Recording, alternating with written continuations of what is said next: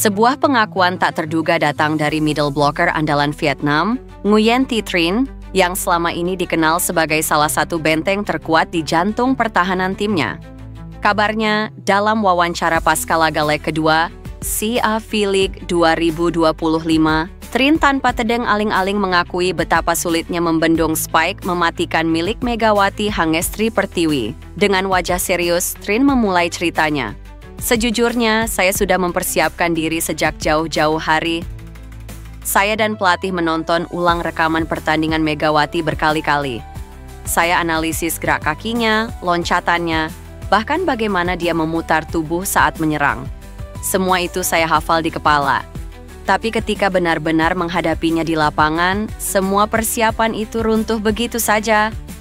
Ucapnya sambil menghela napas panjang. Trinh mengaku sudah mencoba berbagai teknik untuk mengantisipasi spike sang oposit Indonesia. Mulai dari menutup sudut serangan utama hingga mempercepat timing lompatan blok.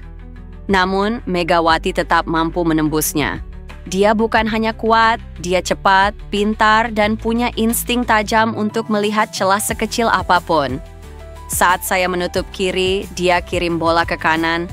Saat saya menutup kanan, dia memukul lurus dengan kekuatan penuh. Saya seperti tidak punya waktu untuk bereaksi, tambahnya. Yang membuat Trinh semakin frustrasi adalah variasi serangan Megawati yang sulit diprediksi.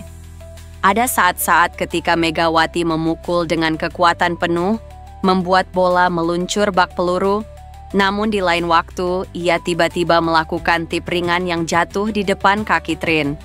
Itu membuat saya kehilangan keseimbangan. Dia mengubah ritme dengan sangat cepat, dan saya tidak tahu kapan dia akan melakukan pukulan keras atau tip. Rasanya seperti bermain catur, tapi lawannya selalu 3 langkah di depan, ujar Trinh. Meski mengaku kewalahan, Trinh tidak segan memberikan pujian setinggi langit kepada Megawati. Ia menyebutnya sebagai salah satu pemain yang tidak hanya mengandalkan kekuatan, tetapi juga kecerdasan. Banyak orang bilang spike-nya mematikan, dan saya bisa pastikan itu bukan hanya cerita media. Itu kenyataan. Saya berada tepat di depannya, dan saya merasakannya sendiri. Ada momen ketika saya bahkan tidak sempat melompat karena bola sudah menghantam lantai, katanya sambil tersenyum getir. Pernyataan ini pun menjadi sorotan publik voli Asia. Tak banyak middle blocker yang secara terbuka mengakui kesulitannya menghadapi lawan, apalagi di level kompetisi sekelas SCA V-League. Trinh sendiri mengaku pengalaman ini memberinya pelajaran besar untuk mengasah teknik dan refleksnya. Bertemu pemain seperti Megawati adalah ujian yang sangat berharga. Dia memaksa saya untuk keluar dari zona nyaman dan berpikir lebih cepat. Tapi jujur saja, malam ini saya pulang dengan kepala penuh pertanyaan tentang bagaimana cara menghentikannya di masa depan. Tutupnya. Pengakuan jujur ini semakin menegaskan bahwa Megawati bukan sekadar bintang media atau idola penonton. Ia adalah ancaman nyata yang bahkan bisa membuat middle blocker berpengalaman seperti Nguyen Thi Trinh kehilangan senjata andalannya.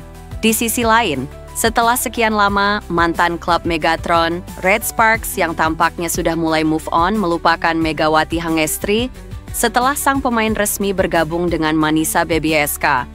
Pemain timnas voli putri Indonesia itu juga mencatatkan sejarah sebagai pevoli Indonesia pertama yang bermain di Liga Turki. Mega menyusul perjalanan kariernya idolanya Ratu Voli Korea, Kim Yeon-kong, yang pernah bermain di klub raksasa Turki, Fenerbahce dan Eczacıbaşı Dinafit. Selain dikenal sebagai liga dengan banyak atlet voli top seluruh dunia, Turki juga cukup bersahabat dengan para pemain yang berasal dari Asia Tenggara. Dua pevoli Thailand yakni Acharapornkongyot dan Chachuon Moksri, serta Tranti Thantui asal Vietnam baru-baru ini pernah merumput di Turki. Jadi tidak ada alasan Megawati Hangestri tidak bisa perform di Liga Turki atau Kadinlar 1 Ligi. Selain itu, ada kabar soal Ko Hee-jin dan skuad Red Sparks untuk musim depan. Apakah bisa mempertahankan performa impresif tanpa adanya Megawati Hangestri? Berikut ini 3 rangkuman artikel sport yang paling banyak dibaca oleh pemirsa tvonnews.com Kamis, 7 Agustus 2025, nampaknya Red Sparks sudah mulai melupakan Megawati Hangestri setelah Megatron resmi bergabung dengan Manisa BBSK. Red Sparks sebelumnya sempat dikabarkan masih menanti-nanti kembalinya Megawati Hangestri. Namun harapan Red Sparks untuk meminang kembali Megatron harus pupus usai Megawati Hangestri memantapkan pilihannya kepada Manisa BBSK. Megawati Hangestri akan memulai debutnya di Turki pada Oktober mendatang. Meski begitu, sebenarnya masih ada peluang bagi Red Sparks untuk tetap menunggu kembalinya Megawati Hangestri. Pasalnya, Megawati Hangestri hanya dikontrak selama 1 musim bersama Manisa BBSK. Red Sparks bisa saja menyusun penawaran yang lebih menarik bagi Megawati Hangestri agar mau bergabung kembalinya di musim berikutnya. Namun sepertinya saat ini Red Sparks sudah mulai move on dari Megawati Hangestri. Ko Hee-jin sebagai pelatih Red Sparks kini sudah mulai menyusun strategi yang cocok untuk timnya meski tanpa Megatron.